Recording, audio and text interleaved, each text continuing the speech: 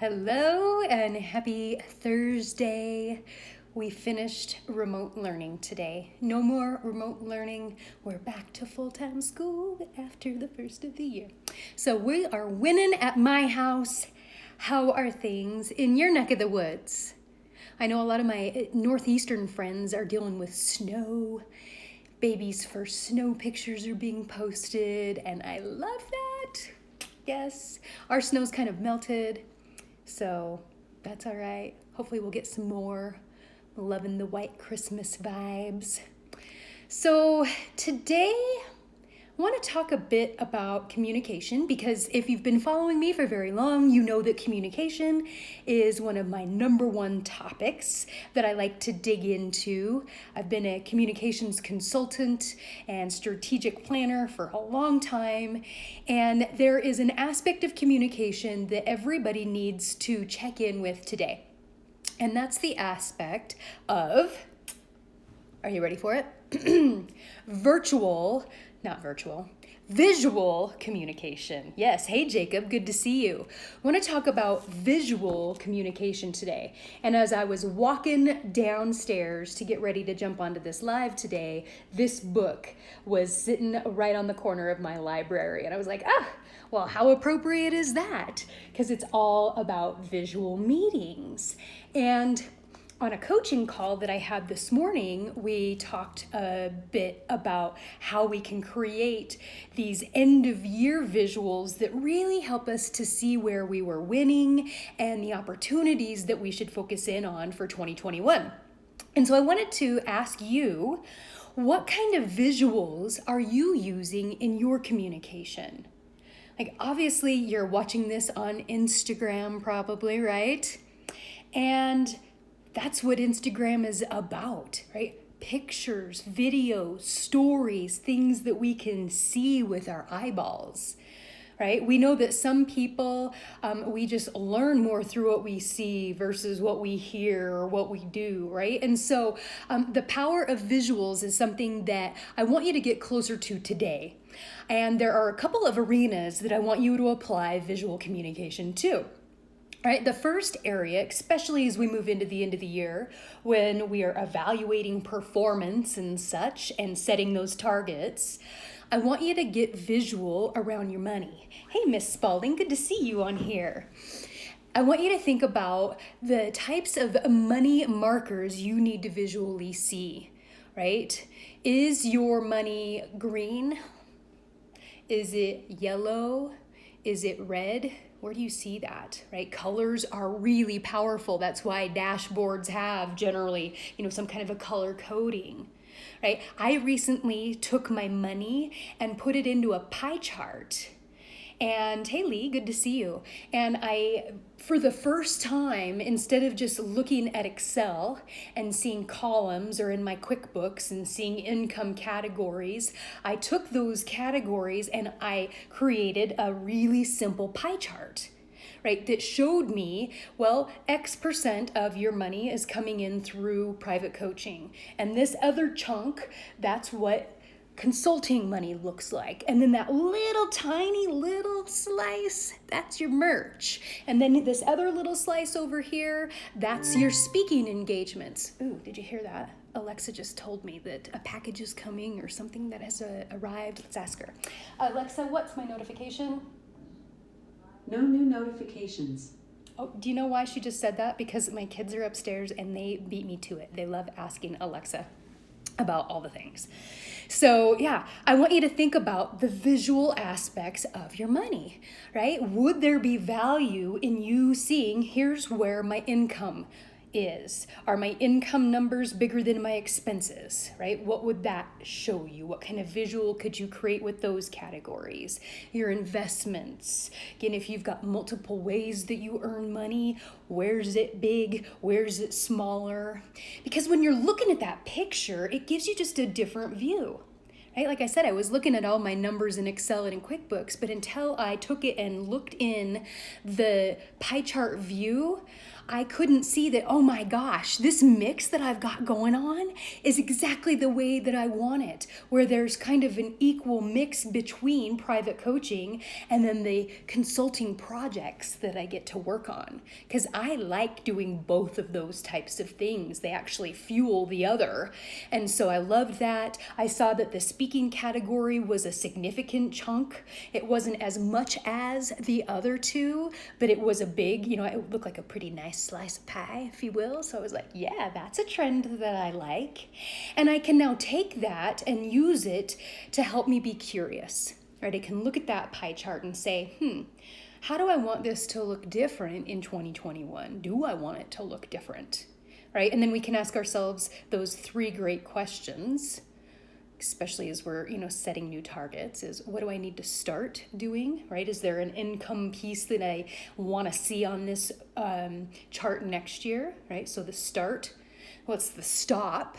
Is there anything that's not going to be here next year? And for me, there actually is a pretty big, significant chunk that is not going to be moving forward into 2021 because I intentionally closed down the social media consulting side of my business. I'm not interested in running anybody's Facebook and Instagram and Twitter and all of that anymore. I'll help on strategy, but I don't want to be the person pushing the buttons, right? So I'm excited at the end of month, that's gonna be gone for me. And so the start, the stop, and then the continue, right? What do I want to continue to see? That picture, I could really say, all right, I know what reality is now. What does this future need to look like? So your money is a really great place to get visual, right? That's why we like logging in and saying, all right, is there a plus sign in my balance, right? What are the things that have happened? How many types of transactions do you have, right? There's so much goodness in data, and if I can see it in a picture, makes it that much better. The second area that I want you to get really curious around how you're being visual is, of course, with your time. Right? Money is a needed resource, but time is one of the most valuable resources. And so how do I translate time into things that I see?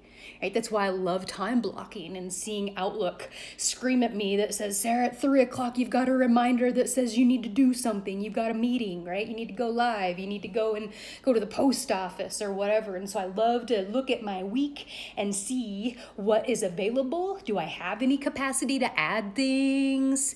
What types of projects do I have going on through that kind of color-coded way that you can use Outlook visually? Again, I can see easily where I need to put my attention. And so time is a really great place to get clear. Again, at the end of the week, one of the activities that you could do is a time study where you create, similar like with your money, a pie chart on, well, where the hell did I spend my time this week?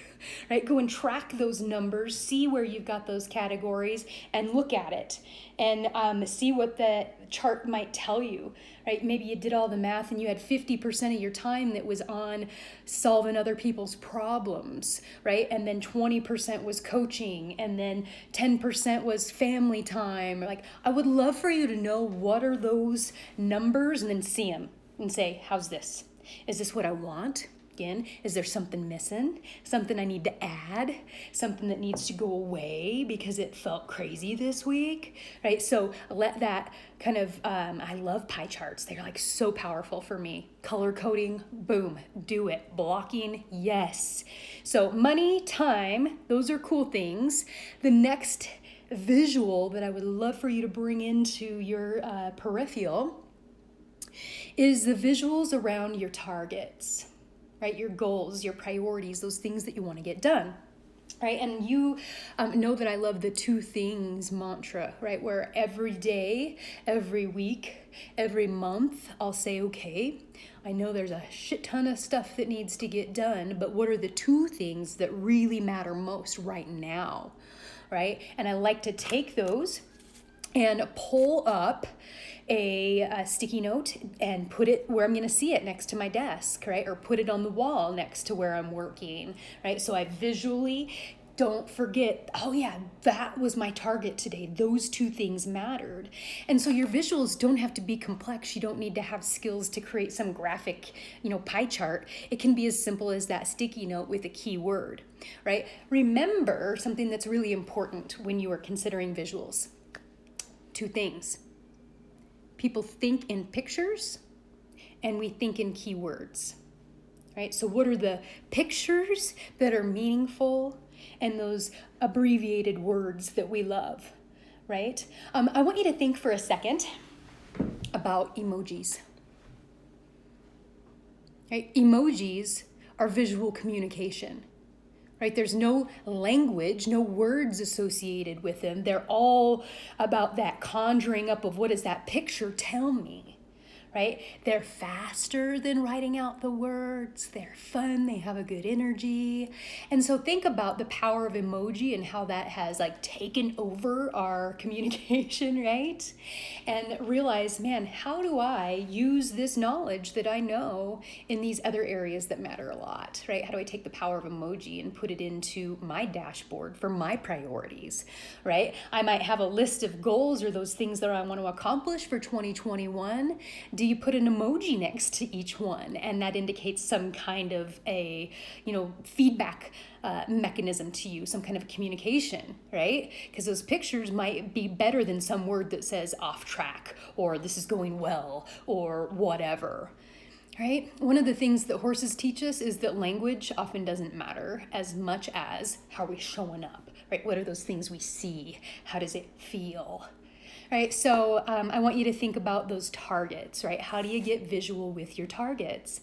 That's why we love infographics. That's why we love one sheets, that tell us here's just the top level data, right? And so, yeah, I want you to consider what are the targets that matter? How are you going to translate them into pictures? Vision boards, I think, are perfect visuals for targets and those things. That's why they work, right? What I see, where my attention goes, my energy flows. So what will you allow yourself to see about your money, your time, your priorities, those things that matter most, right? One final thing that I will offer just as an example, I have goals around the number of clients that I would like to book into my private coaching programs. And so I've created in Canva, which is a really easy tool to use, I've created a sort of scoreboard or dashboard where I have the number of squares available for the number of clients I want to book. And as I book them, I put a picture of their face in the grid, right? So I know that opportunity, that place had somebody that came and said, yes, I want it, right? And then I can pull up that picture, that dashboard, and say, how am I doing, right? Do I see shining faces or do I see colored boxes looking back at me? And so you can create those things to help you with the goals. That's right, like fundraising goals, there's the barometer a lot of the time. So you can say, what percentage of goal are we? Those are valuable things. So what are the things that you want to create visual communication around? I have one around my number of stages, right? You probably saw earlier this week that I posted a picture of the United States and had in the different shaded states where I've spoken and where I haven't, right? That's a powerful visual for me. It lets me know where my people are, who loves me, who's sending me referrals, all those types of things, and where I want to find new opportunities because I haven't gone to Louisiana yet, and I know, damn, I want to go and hang out in Cajun country, right? And so that's what big one for me.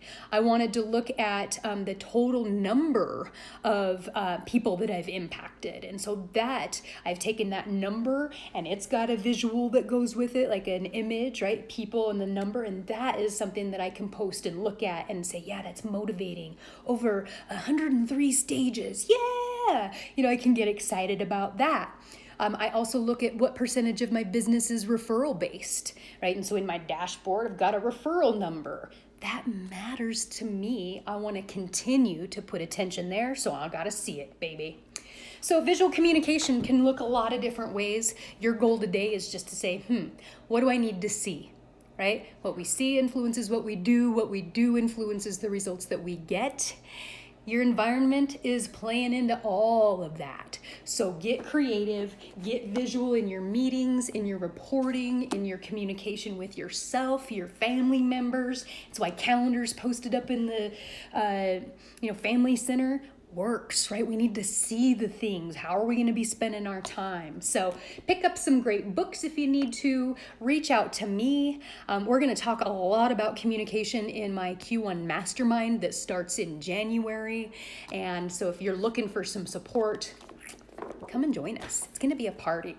So with that, have a lovely day and show me if you've got any amazing communication visual tools that work for you, right? What is in your arsenal of visual communication? Drop me a comment, send me a DM, shoot me an email. I would love to see the host of ways that y'all are being visual and just, putting those things that matter most to you out into the world. So have a great day. I'll talk to you soon. Maybe we change things. I don't know how to